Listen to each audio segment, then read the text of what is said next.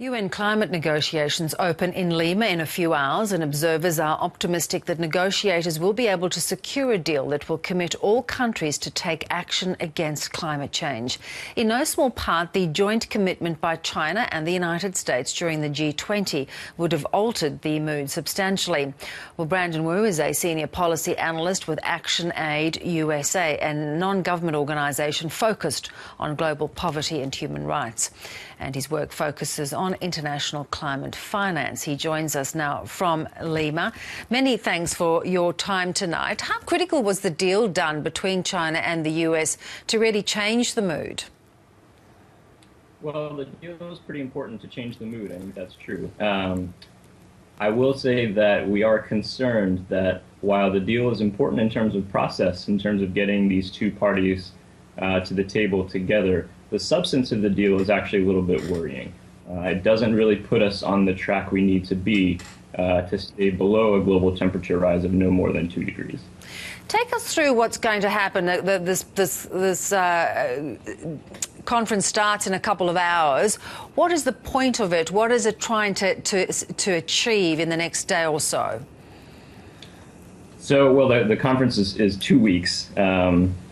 And it is a lead up to a similar conference next year where governments are expected to come to a new global climate deal in which all countries have a role in reducing emissions and adapting to climate impacts. And so this conference is really a scene setter for next year. But that said, we do need to see quite a bit of progress here in Lima in the next 2 weeks, because right now, as I said, we're not on track at all to meet a 2-degree goal. Absolutely. Now, finance, of course, is a big part of any deal being reached, and you're very interested in that. Tell us what's critical about that in terms of first and third world countries. Right. So I think finance is critical for 2 reasons.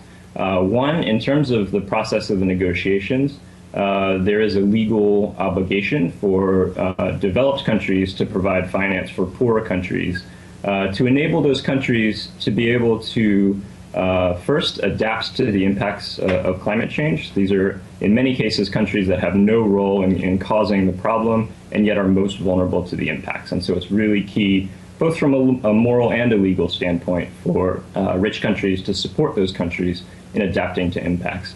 And the second reason is in terms of those countries are now going to be expected to make pledges towards emissions cuts and greenhouse gas emissions. And many countries, again, will not be able to make very solid, concrete, well-planned pledges without knowing what sort of financial support is going to be available. Because, again, we're talking about all countries in the world. This includes many of the poorest countries in the world, of course, who are going to require finance and technology to be able to reduce greenhouse gas emissions. So then, Brandon, I'm interested if the US and China, two big economic powerhouses, are struggling to meet their commitments. What about the rest of the developed world in terms of meeting their obligations? Is there any chance that they will do that? Well, we have a problem in that while many countries have met some of the pledges they've put forth, those pledges are basically in all cases far too weak. And some countries, including Australia, are very unlikely actually to meet their targets for 2020 in terms of emissions reductions. So we need to see a pretty significant scaling up of ambition in terms of emissions cuts. And this is both for an agreement next year, but that agreement doesn't even go into force until the year 2020.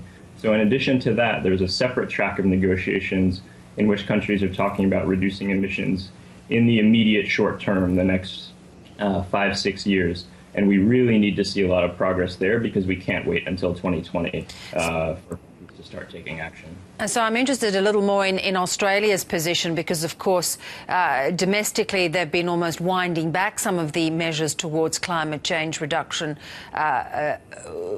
So you don't believe they'll meet their targets. What about the commitment to perhaps the deal overall? Do you expect Australia to come to the party?